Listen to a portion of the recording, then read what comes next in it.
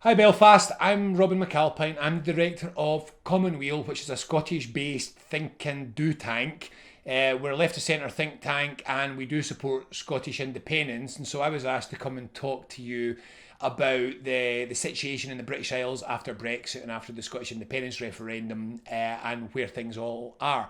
I'm really sad not to be with you. I've been looking forward to come over to Belfast. I was going to come for a few days and get a look round, so I really hope that I get a chance to do that later because I think the two times I've been to Belfast before, I didn't get out because I was drunk on the way to a bus to see the rugby in Dublin. So I really look forward to visit. So, where are we in the UK post Brexit, post Scottish independence, with everything that's happening in Ireland, with the developments in Wales? Well, I think the first thing that I'd wanted to say to you was that what we are seeing here is a repeated problem of centralisation. So that's the first thing. Before nationalism or before any of the other ideologies here, we should recognise just how centralised the UK is. To give you an idea about how centralised the UK is, we just have to look at the distribution of wealth around the country based on different regions. So if you look across Europe, it is always the case that a capital city captures more of the wealth of a nation than any of its other cities or regions. This is just natural, it's the centre of power. If you look across Europe, the average is just under twice as much. So the average per capita wealth that's absorbed by a European capital is about twice as much as it is for the rest of the country. In the UK, we're miles ahead of that. I mean, way ahead of even the largest, which is about, I think, 2.3, 2.4 times it. London absorbs 5 times its share of the wealth. So per capita, London has 5 times the average wealth of the other regions in the UK. It is phenomenally centralised. And that centralisation isn't just about it's not just about money. It's also about planning and design. So I don't know, and policy right across the board. So I don't know enough about the situation in Ireland to give you an Irish example, but what I can tell you is if you were to design a national electricity grid for Scotland, which actually met Scottish needs, it would look almost exactly the opposite of a national electricity grid that we've got in the UK. That's because the UK electricity grid is set up for single, giant, powerful generating centres sending massive amounts of electricity to tightly packed urban centres in the south of England. So that's a pumping it out model of electricity. In Scotland, we've got disaggregated renewable generation. So we've got electricity generation all over the country, not just in little centres. And that's then being distributed round the country to an area which is much less densely populated. So the grid just looks like the wrong kind of grid for Scotland. Now you can repeat this many times over. It is not just about ideology or nationalism or anti-Englishness or any of these things. You've got to have a look at where this phenomena has been driven from. In Scotland, we would not have had the result that we got in the India ref if it hadn't been for a lot of people's dissatisfaction with centralisation and it had relied only on a nationalist cultural drive to get people to vote yes. And this problem is exactly the same problem that the European Union faces. So the thing about the European Union is it's almost like a spreadsheet in how it looks at its member nation states. It wants all the time to behave as if things might possibly be made symmetrical, that one size can fit all, that policies can symmetrically be played out right across the continent, irrespective of place. Now, most people focus on this in terms of differentials in the economy. So the rules that suit Germany or the rules that suit the Nordic countries can't also suit a less developed economy like Portugal or particularly like Greece, as an example that's often given. But I think the problem is more fundamental than that. The problem, and I should just say that I was a Remain voter, so I'm not a Brexiter, but I am very critical of the European Union even as a Remain voter. The problem with the European Union is it doesn't recognise these differences of place. So put very straightforwardly, the mountains of Scotland simply are going to have different factors than the large tulip fields of Holland. These are entirely different topographies. They've got different distributions of human settlement, of resource, just everything from how the hell you get a mobile phone signal around to how you travel about. They're different. And this inability of the European Union to deal with difference, to recognise difference, is a large part of what's driven dissatisfaction with the European Union project. And the project has gone wrong. It has forgotten the importance of place. It has forgotten the importance of locality. It has forgotten the importance of closeness when it's trying to create policy decisions. And that is what makes people feel that it is distant, unresponsive, and imposing things on them. Now, some of it does make sense to do a continent-wide basis. I don't think anybody wants to go back to the more difficult travel restrictions that existed pre-European Union. But on the other hand, in some places, they do just get it wrong. So the Common Agricultural Policy is imposed on people, or the Common Fisheries Policy is imposed on people, and it isn't the best thing for individual nations, and it's not best thing for the community as a whole. And that problem has made people feel that things are being imposed on them which don't make sense. We've got to understand that place matters. And if ever that was in doubt, I am currently speaking from what doesn't really feel like lockdown, because I live out in rural Scotland and I work from home a lot of the time anyway. Plus I'm an antisocial bastard, so that helps. I'm sitting locked down at home, and what we've now got certainly in Scotland, is a situation where our centralisation, which incidentally is every bit as bad in Scotland as it is across the UK. So Scotland is one of the most centralised democracies, if not the most centralised democracy in the developed world. We're the only nation state of our level of economic and social development which has got a unitary tier of local government. So we don't have town councils. We've just got ungainly sub-regional councils, 32 across the country. And indeed in Scotland, we've got one local authority, which is the geographic size of Belgium. How's that local? And what we're seeing now in the coronavirus crisis is that we do not have the functioning local systems to be responsive. So the way I've phrased it is it's like someone's fallen in the river, and the only thing that we've got to rescue them with is an oil tanker. We can't move it fast enough. It can't be responsible enough. We don't have town hall infrastructure in each of our towns. There's no employees. So my town's about 5,000 people. There's not a single council office, not a single council employee other than who's working at the sports centre or the school. So there's no infrastructure with which to build. And the belief that somehow proximity and place and localness would become less and less important with globalisation is about to take a massive step backwards. A lot of the myths of globalisation were just exactly that, were myths. So people would sometimes say in a modern and globalised world, where you live doesn't matter. But I'd like to point out that people that say that, as a general rule, assume that cleaners just come out of nowhere. So people who say things like, oh, but I'm a citizen of the world, I can rock up anywhere, and so long as I've got my MacBook Pro and a hotel room, I can be productive. Yes, but you're not planning to make your own dinner, and you're not planning to change your own bed or clean your own room. And when you need to go somewhere, you're not planning to drive yourself. You're going to be relying on a taxi driver. So what we have is a situation where there's this kind of conceptual idea that there's localism for some and globalism for others.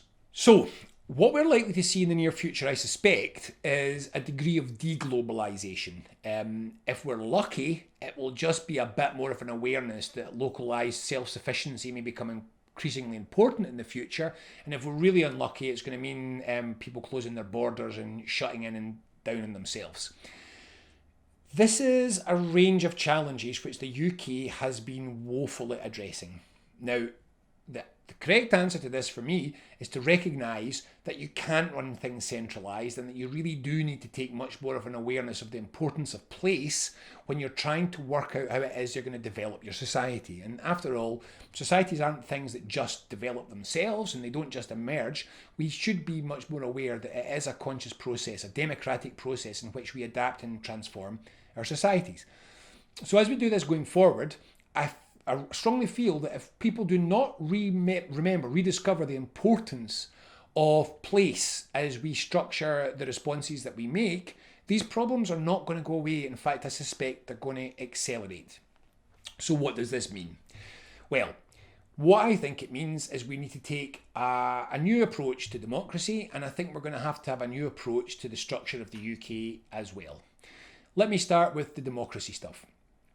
The democratic structures that we've got at the moment are not meeting people's needs. They're too centralised, they're all from the 19th century, we're still working in a system which doesn't deal with political difference very well. We've got a first past the post voting system which in the UK level, which means that we get disproportionate elections all the time. You shut out opinions which can't muscle in to those big first past the post votes, so a wide range of opinion doesn't get properly covered whatsoever.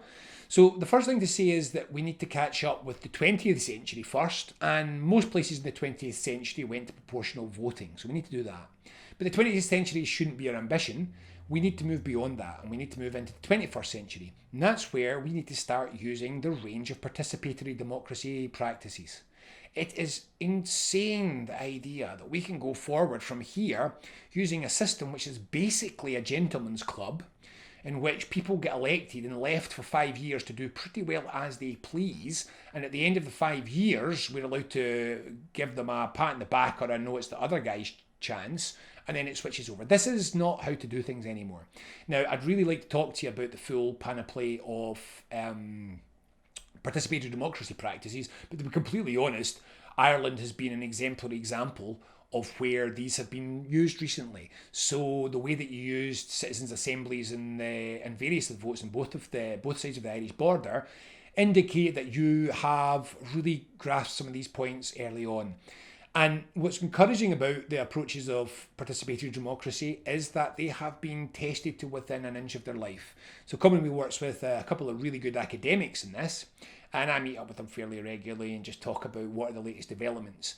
And he keeps saying, one of them that I met recently says, well, there are no developments. We've tested this, we've measured it, we've assessed it, it works. From an academic perspective, there's nothing more to do. It's about the politics wishing to use them. So that full range of participatory democracy tools are going to be necessary to help our politics better understand what it is that people want, and to release the pressure that comes from the sense that what many people feel is their interest isn't being met by the political system that we have. Now, that's going to be important no matter what we do. But then we're going to have to decentralise the UK if we're not going to see the kind of Brexit-style breakup of Britain, which is coming from the European Union. Now, let me be clear about this.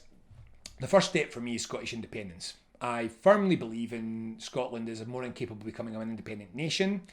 And I think in the next few years, we'll have reached a tipping point whereby the number of people who support that view is just large enough that it's going to be time to go. And I've also been doing some work down in Wales. And while they're a bit behind us, I think you'll find that the rapid increase in interest in Welsh independence is going to keep going in that direction. And I think if Scotland goes, there'll be an increasing interest in Wales and that happening too. So my guess would be that Scotland definitely goes, Wales probably goes. And at that point, I mean, I'm from the west of Scotland, we take great care in talking about Irish politics. It's a, how can I put this, delicate subject in these parts. From my perspective, it would seem obvious to me that Irish unification would become part of that, but I recognise that that's a very delicate subject in Northern Ireland, and there may be other ways to work it, although I think that the direction trend is fairly clear there. The place, I think, in the UK which is going to see either the biggest trouble or the biggest change is actually England itself. So my feeling is that England is going to have to go through a process of federalisation. I firmly believe that democracy is very much like a dog, which is to say if you wish it to behave, it has to be somewhere you can see it. The problem with Westminster is it's too far away and too hidden for most people across the UK.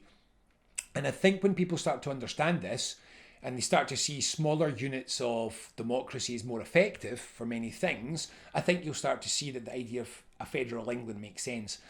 I think they should have 10 parliaments, a parliament of Cornwall, a parliament of London, a parliament of Northumbria, and that each of these should be very powerful. So a parliament of Cornwall that wants to decriminalise marijuana and encourage the kind of tourism that it already has round about it, surfing and great, let them do that. A Northumbrian parliament which decides that they really want to hammer food production and a strategy of being a centre of food. Great, whatever they are, these are good. And they can work together to create an England which is united, because I don't think there's the likelihood of a split of England is clear, which is united, but which does have enough differentiation to enable people to feel that their local government is, the government that's closest to them, is actually responsive. So if these things start to happen, and if we see these changes, then I think it is going to be possible for us to live on these islands together in a way which is effective, in a way which enables us all to find a suitable compromise between the responsibilities of local and the need to work together. Because one thing that I keep saying over and over to everybody in Scotland, and I'm a leading independence campaigner, is do not imagine that independence means that the relationship with England doesn't matter. It's crucial. If place matters, the place in which we live matter. We are a group of different peoples, culturally, historically, politically, who are all stuck together on a little North Atlantic archipelago, and we are not going anywhere. We must learn to find ways that enable us to live together, that meet the legitimate desires and hopes of the people that live here, but also enable us to be effective modern nation states. And if we can do that, if we can create that, then I think that the North Atlantic archipelago has a strong future. But if we try to constrain that, if we try to force it into a model which is centralised and controlled by a capital city which is woefully overpowered, then I think that the UK is going to see increasing discontent, increasing social unrest, and I think we will probably end up in the same place through much more painful means. It is possible for us to plan our way forward to a responsive life on these islands. Let's not sleepwalk into something worse.